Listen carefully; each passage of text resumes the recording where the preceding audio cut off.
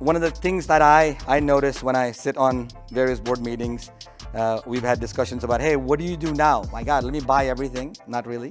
What do you do now? Where do you start? Where do you start is, how do I operationalize this first? Don't buy stuff if you don't have a mechanism to operationalize it within your platform and make it part of your workflow, because this automatically is not going to do it. Don't think about Dan Sullivan. If you like Dan Sullivan, I love him. His book, Who Not How, is great. Think about who, not how. It's perfect. If you find the who, how automatically happens. These are my favorite books, by the way. Think about the path of least resistance. The change management is going to be the hardest part in all of this stuff. Great, technology is great, AI is great. We need ortho, we need this, we need all that. But you got to figure that out. Overcoming inertia is big. Investment versus cost. DSOs understand this very well. In the single practice world, I have a hard time explaining the difference between outgoing expenses. Everything is not expense, right? So some of it's an asset, and some of it goes in although we put it on the P&L, but at the end of the day, it's an investment, it's an asset that returns back money. So you got to think about that. And how do you measure success? You got to really figure that out. What does success mean to you? If success means, we do on an average, do you know how many average Invisalign starts happen every month across the country? What's the average? 0.9. That's it, 0.9. And I'm not talking about the outlier over here with Dr. Law and Smile Doc, but average is 0.9. Really? So if that is 0.9, okay, so how do I measure success? Well, I need a start a week. That's how I measure success. And so when you decide to adopt it, now think about what can be operationalized, what can be easily incorporated into the workflow, what can be part of that where it saves time for your people. Because I have genuinely believed that if you spend more time with your patient, you're going to make more money, and you're going to have better patient outcomes, period, right? And you've got to take away everything that is not adding value to the patient. And that's where AI comes in, right? You need to have more predictable journey of the patient. You need to figure out propensity modeling and figure out what's going to attract the right patient into the funnel, what are we going to do with them, and be able to track all these things through intelligent KPIs that just don't give you insight, but insight and foresight. So you can predictably grow your DSOs, predictably, right?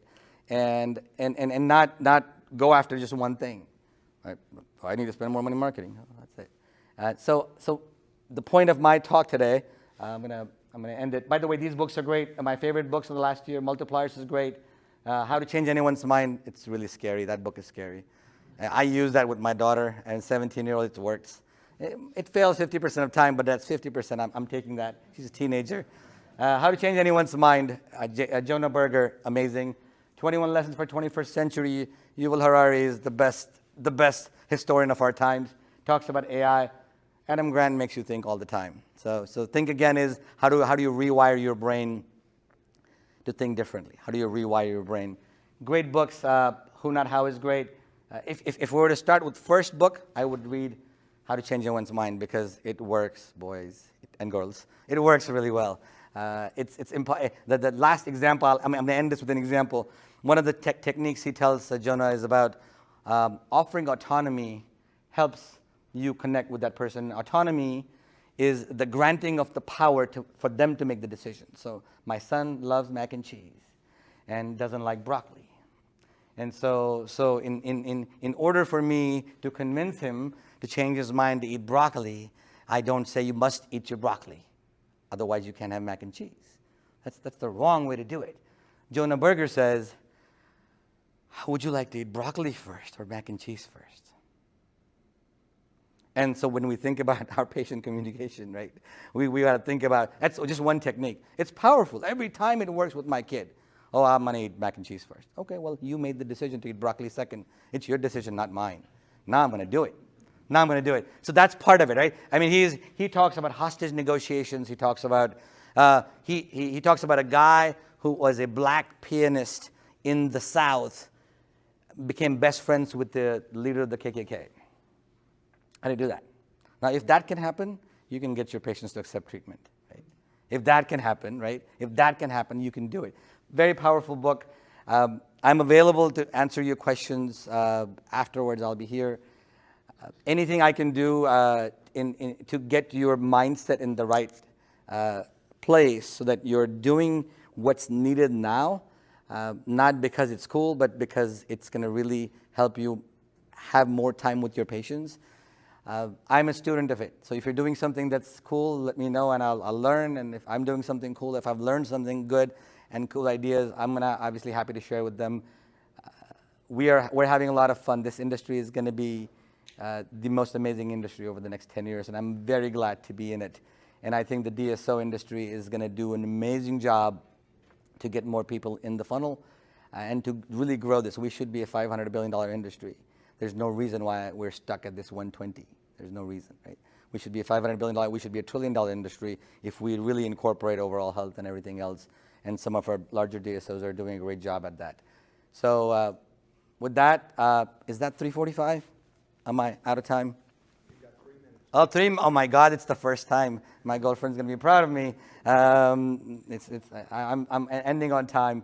But yeah, I'm happy to take questions. Stop by our booth if you guys have questions. It doesn't have to be about Patient Prism, but I see a lot of tech, right? I'm on a call every week with the CEOs of tech leaders around the country who are trying to solve problems in the dental space. And we just share ideas on what's going on, right? What is going on, what's working, what's not working. And a lot of us are learning through our failures. It took us a long time and a lot of failures to understand, man, here's how we do it, right? And even when we built the best widget possible, we still failed because we couldn't get it to operationalize within the environments that we were implementing it. So we have a lot of understanding now of how to get this done right. You've got to get this done right. You can't just say, oh, let me buy this AI and it's going to fix everything. Let me buy a cone beam or a CEREC machine that's going to fix everything. It really doesn't do it, right? You know how many CEREC machines are gathering dust across the country? I don't even know. I'm sure, I don't even know anybody counts it, right? But they're gathering dust. Yes, it's a great tool if you actually operationalize it, use it, train somebody, look at that stuff, use that for that. But if not, you're not really, it's pointless. And that's where I see the biggest opportunity is to really look at the small changes we can make, allowing AI really to give us information and insight and foresight to be able to make decisions in real time so that we can improve patient outcomes, improve the type of patients that are coming into the funnel, and overall really grow our industry very predictably.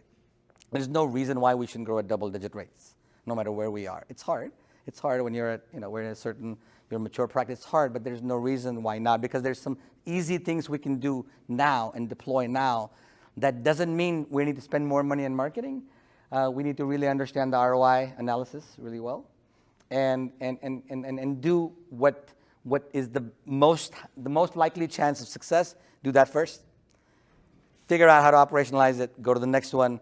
But for anything else, if you haven't thought about warehousing your data and normalizing it across your PMS systems, if you have different ones, you need to think about that. That's really the foundation of everything. Data is the foundation of everything. So it's a pain in the ass to do it. It's pain because, all these systems are so interesting. But if you hadn't figured that out, I would absolutely start there and then go one by one, or do maybe one or two at a time.